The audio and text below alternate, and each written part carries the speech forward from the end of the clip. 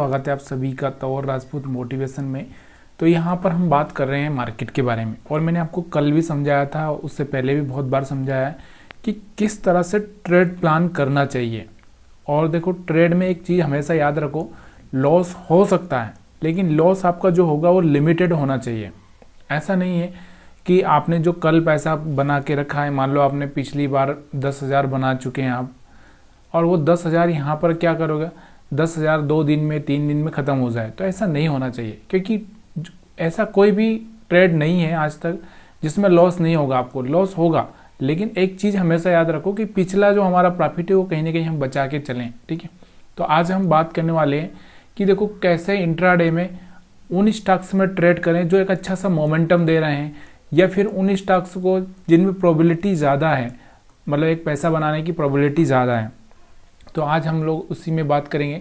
तो सबसे पहले यहाँ पर मैं आपको दिखाना चाहता हूँ कि आज का जो मोमेंटम वाले स्टॉक्स हैं, मोमेंटम वाले कौन कौन से स्टॉक्स हैं। अगर हम बात करें तो यहाँ पर आज आपको देखने को मिलेगा कि जो मोमेंटम में आए हुए स्टॉक्स बहुत सारे थे। अगर मैं आपको दिखाऊँ तो फोनिक्स, बायोकॉन, आईजीएल, विनती ऑर्गेनिक, यहाँ पर अगर हम देवयानी, टाटा इन्वेस्ट, तेजस net, data pattern, K fintech, ये बहुत सारे ऐसे स्टॉक्स हैं जो यहाँ पर एक अच्छा सा मोमेंटम दिखाए हुए।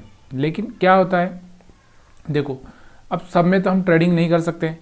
यहाँ से फैक्ट हो गया, उसके बाद आरसीएफ हो गया, नवीन फ्लोर, यहाँ से टाटा केमिकल हो गया, सारे बहुत सारे स्टॉक्स जो कि एक मोमेंटम आए हैं।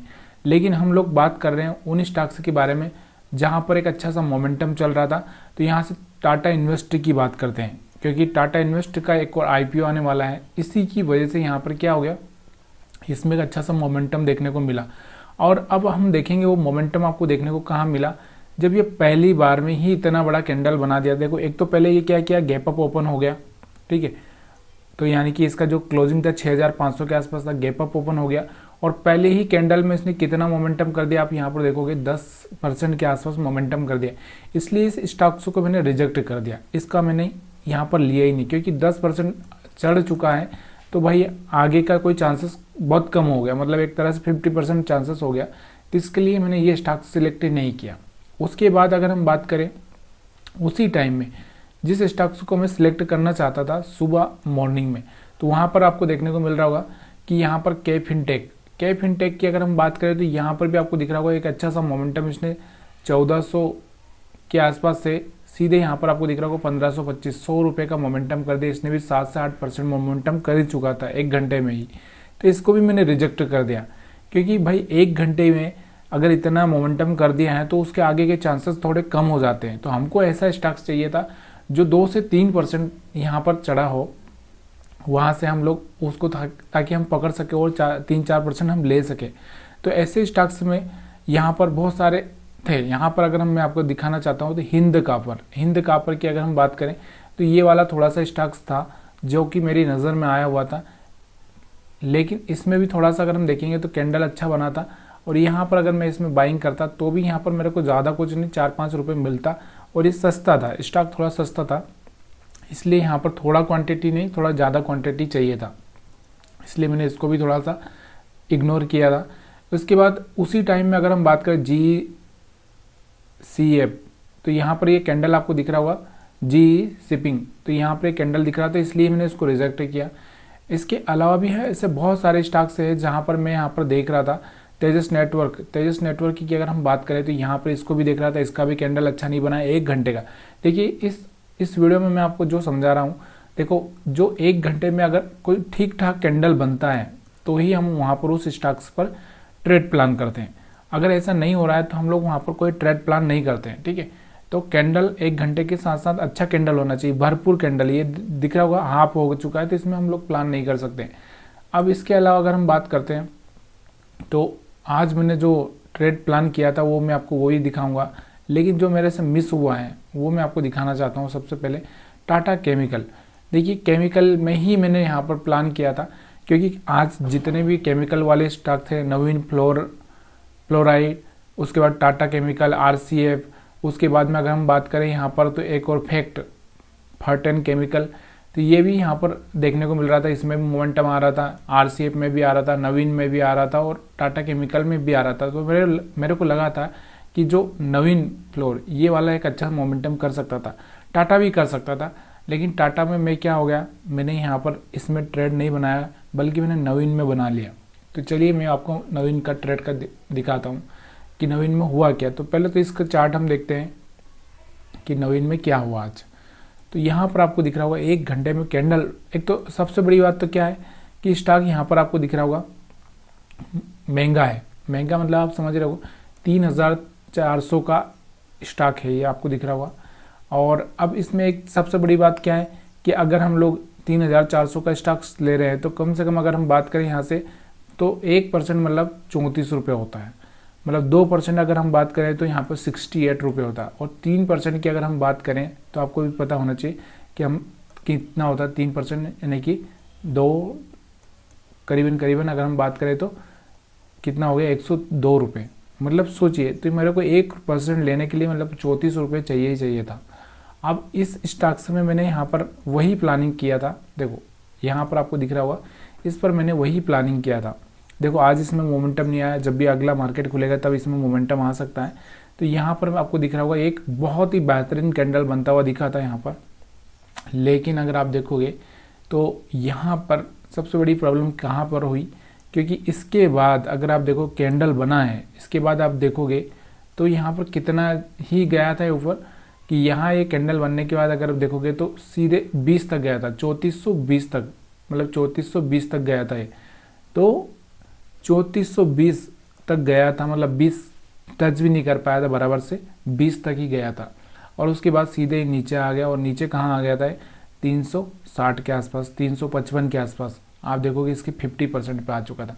ऐसा नहीं है कि इसमें मोमेंटम नहीं आएगा, आगे चल के इसमें मोमेंटम आ सकता है, लेकिन मैंने इसी में ट्रेड प्लान किया था। अब मैं आपको दिखाना चाहता हूँ कि मैंने इसी में ट्रेड प्लान किया था।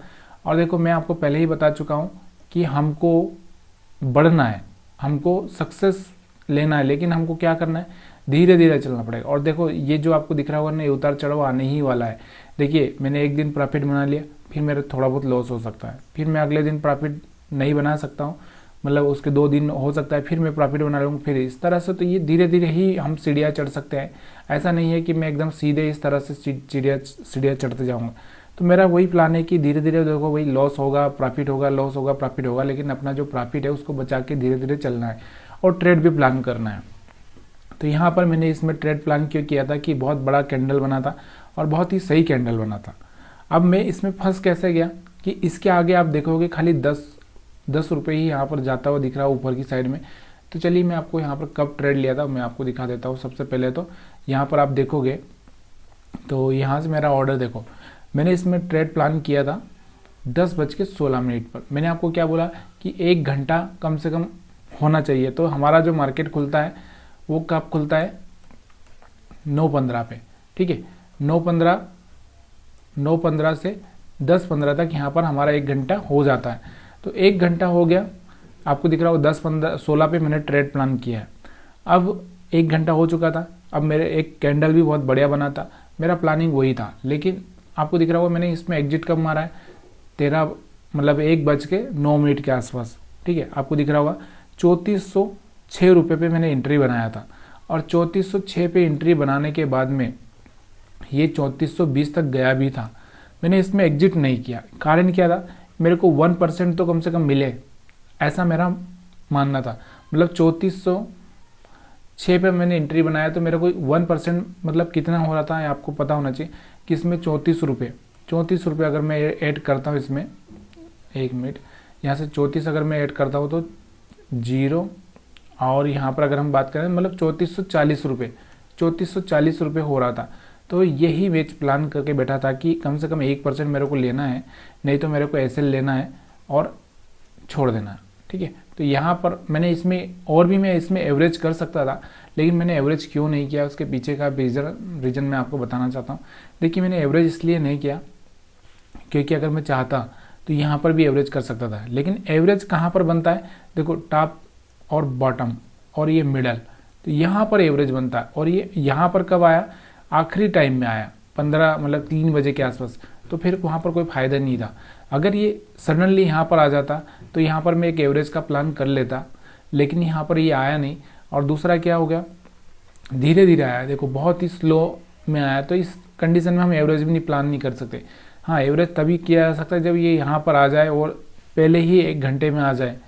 मतलब ये 1 घंटा का कैंडल बन गया, इसमें ये यहाँ पर आता तो यहाँ पर अच्छा लगता और यहाँ से फिर ये ऊपर जा सकता था। तो यहाँ पर ये आया नहीं, तो मैंने एवरेज प्लान नहीं किया। और मैंने लास्ट में आपको दिख रहा होगा कि 1 बजे मैंने इसमें निकाला है। तो अब यहाँ पर देखो मेरे को कितना रुपए का लॉस हुआ है। मैंने एक ही स्टॉक में ट्रेड किया था। देखो मैं आपको पहले ही बता रहा हूँ कि हम लोग धीरे धीरे चलेंगे और एक अच्छा सा प्रॉफिट या अच्छे से शेयर मार्केट को सीख पाएंगे। मैं देखो ये सीखने के लिए ही हम लोग यहाँ पर ट्रेड प्लान कर रहे हैं।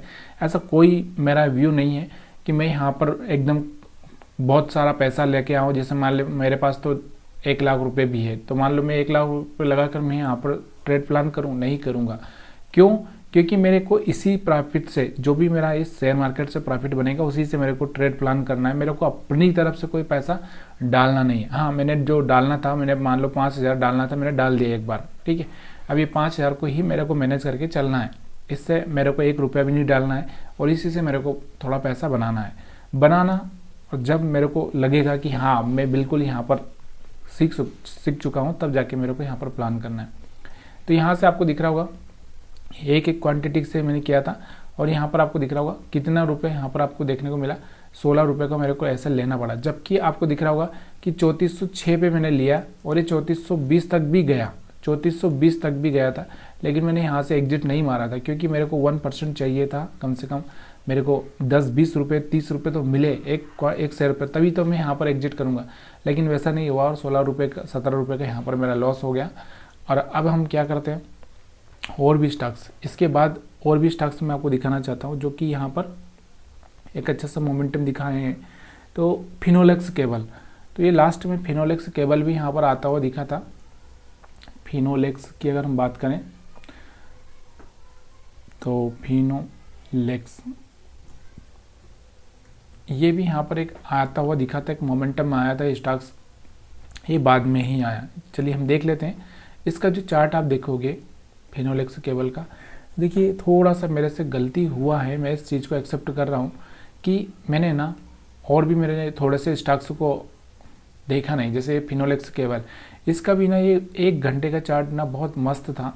मतलब 1 घंटे का जो कैंडल था बहुत मस्त था, अगर आप देखोगे तो बहुत ही शानदार कैंडल था। और लेकिन क्या हो गया कि मेरी नज़र में गया ही नहीं, क्योंकि मैं क्या करता हूँ कि जो टॉप स्टॉक्स होते हैं, मतलब टॉप से लगा के मतलब 10 स्टॉक्स वही मैं देख पाया और उसके बाद मैंने देखा नहीं। तो ये मेरी सबसे बड़ी गलती थी कि मेरे को कम से कम 30 स्टॉक को देखना ही चाहिए कि कौन कौन से स्टॉक्स आ रहे हैं।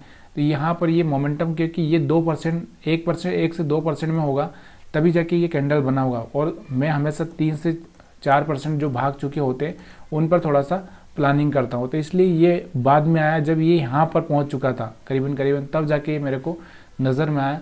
लेकिन उसके बाद क्या ही सोच सकते हैं, ठीक है। तो यहाँ पर फिनोलेक्स केबल में एक अच्छा सा मोमेंटम था, एक अच्छा सा 1 घंटे का कैंडल भी था और यहाँ से आपको दिख रहा हुआ एक ट्रेंड लाइन भी ब्रेक होता हुआ दिख रहा था, ठीक है। दूसरा क्या है, ये सपोर्ट के आसपास से यहाँ से जाता हुआ आपको देखने को मिल रहा था। तो ये सपोर्ट मैंने आपको बताया, सिखाया भी है कि सपोर्ट कैसे आप कैलकुलेट कर सकते हैं। तो वहाँ पर आपको समझ में आ जाएगा। अगर आपको और भी कोई इस तरह से कोई वीडियो चाहिए तो आप मेरे को बता सकते हैं। इसके अलावा अगर हम बात करते हैं तो जो स्टॉक्स हैं आज जो मोमेंटम में, त्रिवेणी इंजीनियरिंग और जिलेट, इमामी भी है यहाँ पर। तो ये जो स्टॉक्स है ना थोड़े बाद में आए। क्या हो गया था, जब मैंने एग्जिट कर दिया तब यहाँ पर त्रिवेणी, तो शायद मैंने थोड़ा सा गलती किया कि मैंने और भी स्टॉक्स मेरे को थोड़ा सा देखने चाहिए थे। त्रिवेणी इंजीनियरिंग की बात कर रहे हैं हम, तो त्रिवेणी इंजीनियरिंग हम देखते हैं। तो यहाँ पर आपको मैं दिखा रहा हूँ, तो इसमें भी एक अच्छा सा मोमेंटम देखने को मिला। ये देखो यहाँ पर आपको दिख रहा होगा पहला कैंडल बना था तो थोड़ा सा दमदार नहीं था, लेकिन एक अच्छा था क्योंकि ये इस एरिया में मतलब एक ब्रेकआउट लेवल के आसपास बना था। तो यहाँ पर मेरे को फोकस करना चाहिए और ब्रेकआउट वाले में तो फोकस करना चाहिए। अगर मैंने यहाँ पर एंटर किया होता ये पहला कैंडल बनने के बाद 475 के आसपास, तो यहाँ पर एक अच्छा सा प्रॉफिट बना सकता था मैं, ठीक है। एक क्वांटिटी से 25 से 30 रुपये का प्रॉफिट मैं यहाँ पर बना सकता था। लेकिन कहते हैं ना कि अभी कभी छूट जाता है, कभी हो नहीं पाता है। तो नहीं हो पाता है तो देखो अभी हमको आदत बनानी है और धीरे धीरे हमको एक ही शेयर पर फोकस करना है, क्योंकि हम मल्टीपल शेयर्स को देखेंगे तो फिर हम कभी नहीं कर पाएंगे। इसके अलावा अगर हम बात करते हैं तो यहाँ पर आपको दिख रहा होगा इमामी, देखो ये भी बहुत शानदार कैंडल बना था। लेकिन क्या हो गया, कि मैं थोड़ा सा गलत जगह फंस चुका था, मेरे को लग रहा था, देखो मेरे को बहुत बार लगा भी था कि मैं गलत हो चुका हूँ, और गलत हो चुका हूँ तो अपने को यहाँ पर एग्जिट मारना ही पड़ेगा, क्योंकि एक तो बहुत बड़ा 3400 वाला स्टॉक्स खरीद लिया मैंने, ठीक है। और उसके बाद में क्या हो गया कि अब इसमें मैं एसएल भी लेता हूँ तो कम से कम मेरे को 50 रुपये, मतलब 50 रुपये से कम का एसएल ले नहीं सकता, क्योंकि ये बहुत बड़ा मेरे साथ ट्रैप हुआ था। इस ट्रैप को मैं थोड़ा सा समझा, लेकिन मेरे को टाइम लगा, क्योंकि मैंने कैलकुलेशन किया ही नहीं था कि भाई मेरे को यहाँ पर कितना लॉस होगा, मेरे को कितना प्रॉफिट होगा। ये कैलकुलेशन थोड़ा सा मैंने बाद में किया जब मैंने एंट्री बना लिया था। एंट्री मैंने बना लिया था, मैं आपको वही बता रहा हूँ कि एंट्री मैंने इसलिए बना लिया था कि मेरे को कैंडल बहुत ही शानदार दिखा और मेरे को लग रहा था कि इसके बाद तो बहुत धमाका होने वाला है। अब ये धमाका देखो 2-3 दिन बाद हो सकता है, इसमें मैं ये नहीं बोल सकता कि ये धमाका नहीं होगा, हो सकता है। इसके अलावा अगर हम बात करते हैं जो चार्ट पर मैं आपको दिखाना चाहता हूँ, तो यहाँ पर हम देखेंगे जिलेट इंडिया को थोड़ा सा हम देख लेते हैं। ये भी थोड़ा सा बाद में ही आया हुआ है, तो क्या होता है थोड़ा सा अब मेरे को फोकस करना पड़ेगा कि जो स्टॉक्स 2 से 3% चढ़े हैं और जिनमें एक अच्छा सा कैंडल बना है उन पर थोड़ा सा फोकस करना पड़ेगा। तो जिलेट इंडिया की हम बात कर लेते हैं। जिलेट इंडिया का चार्ट आप देखोगे तो यहाँ पर आप देखो जो दिख रहा होगा ना आपको, जिलेट इंडिया में भी बहुत बढ़िया सा कैंडल बना था ये कैंडल। अब लेकिन यहाँ पर एक सबसे बड़ी प्रॉब्लम क्या थी, देखो ये बहुत महंगा है, 9,000 रुपये के आसपास, 9-9,500 रुपये के आसपास का था ये। तो यहाँ पर आपको दिख रहा है 9,300 के आसपास यहाँ पर एंट्री होती है, और ये 9,800 के आसपास गया भी था। 500 रुपये यहाँ पर आपको देखने को मिल रहे थे एक स्टॉक पे। तो ये बहुत शानदार एक्सपीरियंस है और बहुत ही मेरे को बहुत ही अच्छा लग रहा है कि मैं जो चीज़ें अब तक मैं नहीं कर पाया था, जो अब मैं करने की कोशिश कर रहा हूँ। तो यहाँ पर सपोर्ट के आसपास से था ये, तो यहाँ पर एक मोमेंटम पॉसिबल था। तो ये चीज़ें आपको समझ में आ रही होगी, शायद आप इस चीज़ को समझ पा रहे होंगे। अगर आप समझ पा रहे हैं तो ये वीडियो को लाइक शेयर कमेंट कर सकते हैं। वीडियो देखने के लिए आप सभी का बहुत बहुत धन्यवाद।